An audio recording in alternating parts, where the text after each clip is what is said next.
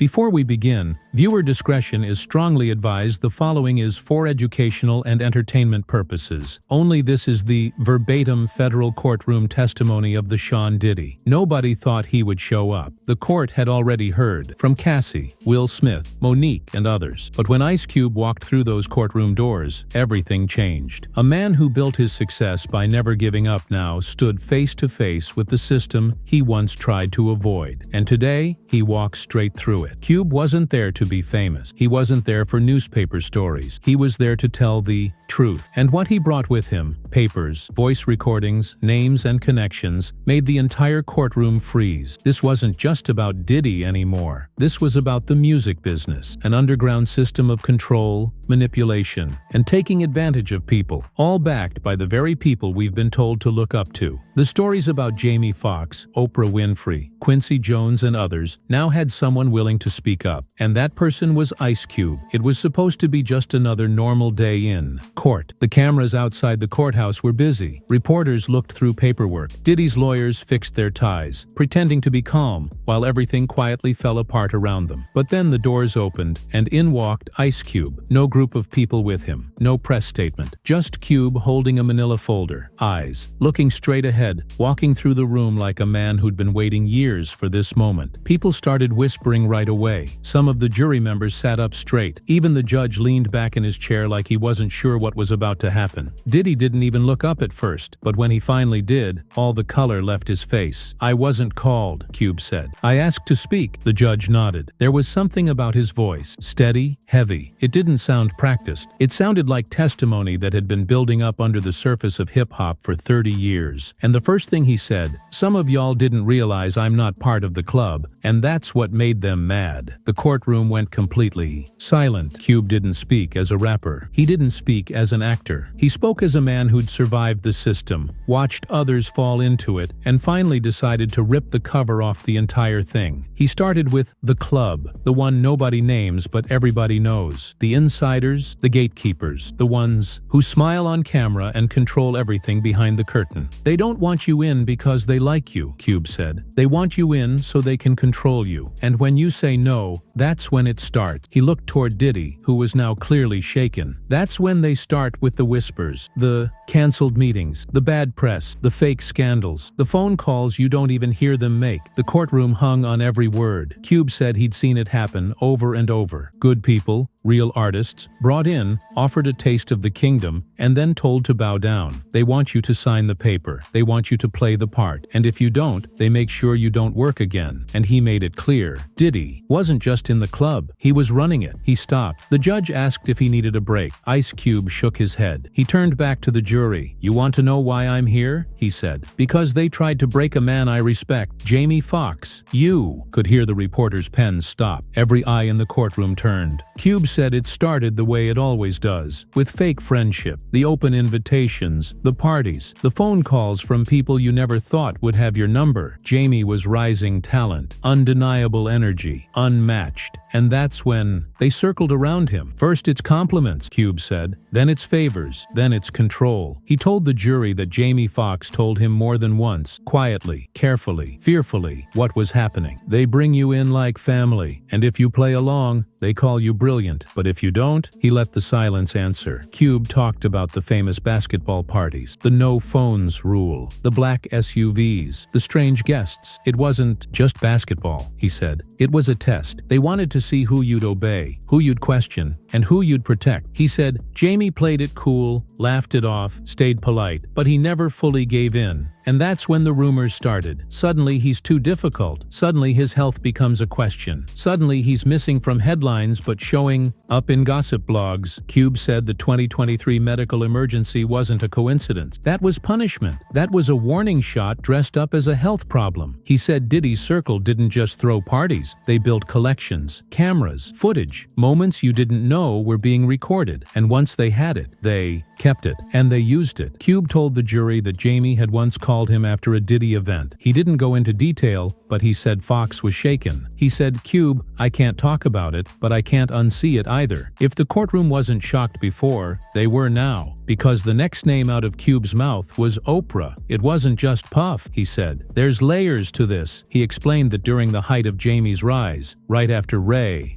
before the Oscar buzz, Jamie got a phone call. A quiet one from Oprah herself. She said, "You're messing it up." Cube didn't flinch as he told this story. He said Jamie was shocked. He thought she was calling to congratulate him, but she was calling to redirect him. She told him he needed to get it together. Then she told him she was taking him to someone who could help. That someone was Quincy Jones. Cube told the courtroom he didn't have to explain who Quincy was. Everyone in Hollywood already knows. He said Quincy has long been a shadow figure, celebrated on the surface but feared behind the scenes. "She brought Jamie to Quincy's house like it was an intervention," Cube said. "But it wasn't healing, it was submission." He told the jury Jamie described it as the strangest night of his life. He said it felt like he was being prepped, like he wasn't being helped, he was being trained. Cube made it clear that what happened at Quincy's house that night wasn't something Jamie ever explained fully. But the look in his eyes when he tried to, that was enough. And then Cube leaned in closer. Oprah called it responsibility. Quincy called it legacy. But what they were really giving him was a leash. Cube said that after that meeting, Jamie started to change. Not because he wanted to, because he had to. He told me, "Cube, the only way to stay alive in this game is to pretend. And I watched that man pretend for years." He paused. "But now, nobody's pretending anymore." Ice Cube didn't flinch as he brought up the next name. "Quincy Jones," he said slowly, "ain't just a producer in this town. He's a godfather." The courtroom didn't move, not even a breath. Cube looked toward the judge. "With respect, this ain't gossip. It's truth, and it needs to be on record." He told the jury that for decades, Quincy's name was whispered behind closed doors, respected publicly, feared privately. And what he did to earn that fear? Well, that's the part people only hint at in songs and coded interviews. Cube leaned forward. "You don't get as powerful as Quincy without making deals. And I'm not talking business deals. I'm talking soul trades. The kind of arrangements that don't come with contracts, just control." He said that Jamie Foxx's meeting with Quincy was no accident. That meeting arranged by Oprah wasn't casual. It was a handoff. Cube said Jamie was being passed from one handler to another. The room was dead quiet. He told me later, "Cube, it wasn't advice he gave me, it was instruction." According to Cube, Quincy presented the meeting as mentorship, but Jamie knew better. He said it felt like being processed, not helped, processed. Cube told the jury that he's heard similar stories from other men in the industry. Men who vanished from the spotlight, changed their public image overnight, or had quiet breakdowns and were never heard from again. Quincy's method was charm, but his message was the same as Diddy's: "Do what you're told, or we'll make sure you never work again." He then brought up something more scary. Cube claimed he'd seen old photos, private photos, passed around quietly over the years, photos that weren't supposed to exist. And every time Quincy was in the background, smiling. But the people in the photos? They weren't smiling. He told the court he couldn't confirm everything he'd seen, but he could confirm this: Quincy's not just a mentor, he's a middleman. And the people he answers to? We still don't have names for them. Cube stood tall. "I want to talk about how they keep you quiet," he said, "because it's not just fear, it's blackmail." He told the jury that Diddy's power wasn't just in his money, it was in what he kept: the footage, the tapes, the secrets collected over decades, compiled from parties, studios, private jets, hotel rooms, all organized, all saved. They don't just invite you to party, they record you at those parties. Cube looked at the prosecution. "You want to know how many people stayed quiet over the years? Ask how many people got a flash drive in the mail with no return address. Ask how many got a phone call from a blocked number playing audio of them doing something they don't remember. Ask how many careers disappeared after they said no." He said Jamie Foxx wasn't the only one. He knew at least 2 other actors who had been trapped at one of Diddy's famous events. One of them called Cube personally, panicked, saying he couldn't remember anything past midnight, but woke up in a hotel with a contract on the table and photos on his phone that didn't belong there. Cube described how once they had you, you weren't free. You were theirs. That's why so many people smile through it. That's why they post pictures, laugh in interviews, do red carpets like nothing's wrong. Because if they don't, the collection gets unlocked. He said that Diddy doesn't make threats directly. He lets his system do it. Publicists, journalists, executives, stylists. You won't hear it from him. You'll feel it from everywhere. And when someone tries to pull away, suddenly the gossip blogs turn on you. Old cases get reopened. Old rumors get brought back up. Suddenly you're unstable, difficult, dangerous to work with. Cube said Jamie got hit with that exact attack campaign. Right after he started distancing himself, suddenly he's got health problems. Suddenly there's whisper campaigns that he's not reliable, that he's losing it. Nah, he was freeing himself, and they don't like when you run. Cube's voice dropped a little. He adjusted the microphone, looked out at the jury. The courtroom had grown colder somehow, like the truth was sucking the air out of the room. I went to one of them, he said. Just once. He said it happened in the early 2000s. A quiet invitation, not a party flyer, not a press invite, just a name, a time, and a car waiting outside his hotel. They said it was a networking night. That's what they always call it. Cube said he arrived at a massive Beverly Hills mansion. Gate closed behind him, phones taken at the door, and once he stepped inside, it wasn't a party. It was an operation. He described low lights, no music, just background sound, people whispering, security at every corner, and most scary, rooms that weren't labeled, just doors, some cracked open, some with strange sounds behind them. He said he recognized people, A-listers, some looking confused, some looking terrified, and then he saw something he never forgot. I saw a man I admired, one of the biggest names in the game, slumped over on a couch, eyes wide open, and a camera was pointed right at him. Cube said he turned around and left, didn't say goodbye, didn't ask questions, just walked out and got back in the car. The next day, he got a call, blocked number. All it said was, "We saw you leave." He said nothing ever came of it, but he never went back, because I knew what it was. That wasn't a party. That was a trap. Cube looked straight at Diddy and said, "You didn't just ruin lives. You filmed them first." The judge had to pause. The court reporters were shaking. Diddy's lawyer whispered angrily into his ear, but Puff didn't respond. He stared ahead, jaw locked, because this time, cameras weren't his. By the time Ice Cube reached this point in his testimony, the courtroom no longer felt like a courtroom. It felt like a confession booth, a reckoning. Even Diddy's attorneys had stopped objecting. The damage had already been done, and Cube wasn't finished. They didn't just try to silence Jamie Foxx, he said. They tried to erase him. He told the jury that in Hollywood, silence isn't requested. It's enforced through patterns, through pressure, and through precise attacks that make it look like someone just slipped off the radar. But behind the scenes, it's surgical. After Jamie walked away from those parties, things started happening, Cube said. Roles he was confirmed for? Gone. Rumors popping up everywhere. One day, he's a legend. The next, he's unreliable, difficult, problematic.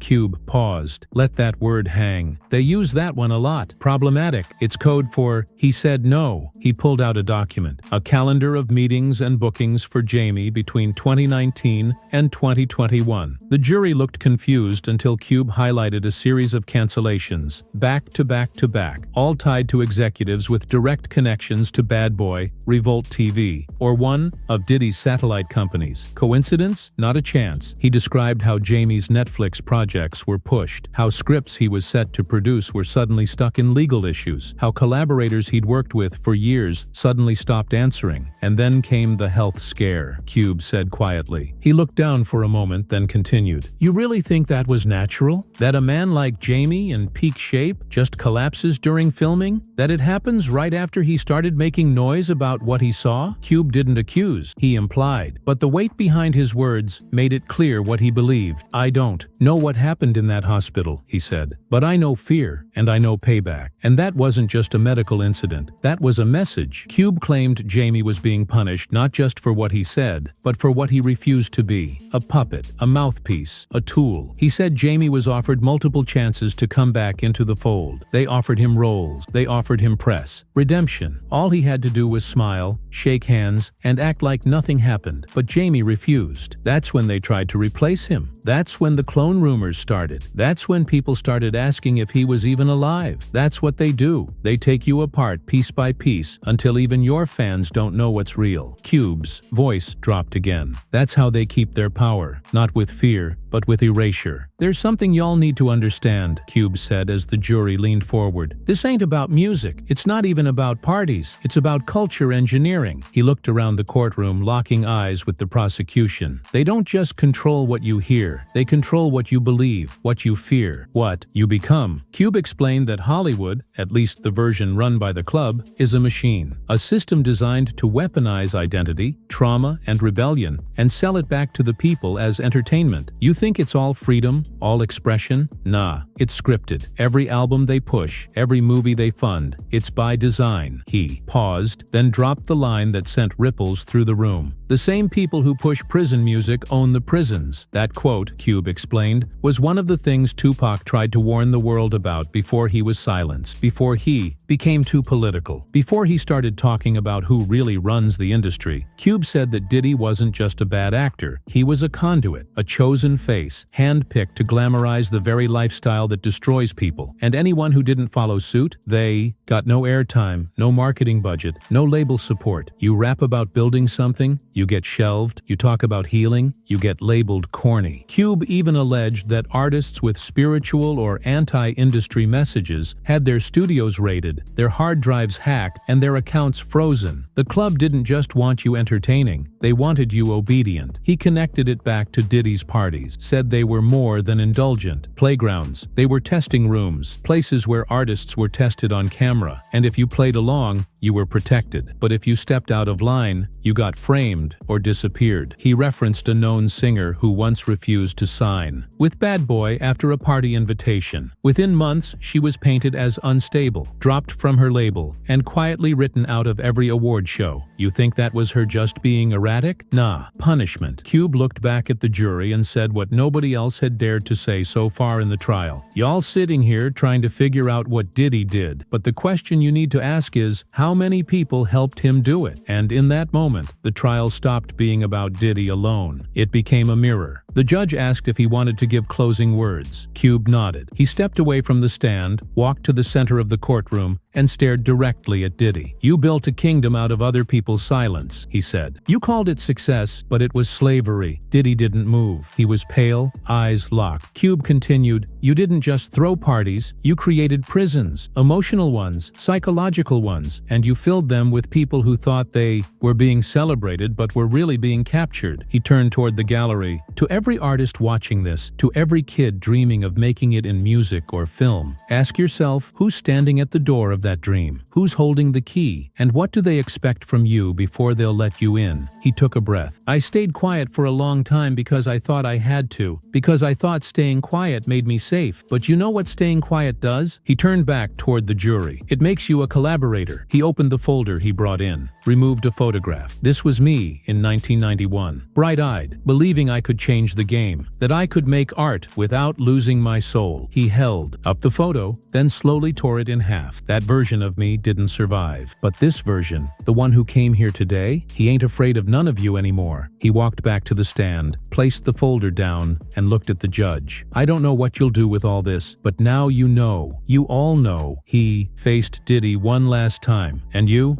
thought nobody would talk, that you had it all locked down. But now the door's wide open." He stepped down, walked past the gallery, didn't look at the press, didn't look at the jury. And just before he exited, he turned his head slightly and said, "They didn't kill Jamie. They didn't kill me. They just made us louder." And with that, he left the courtroom. But what he left behind would echo forever.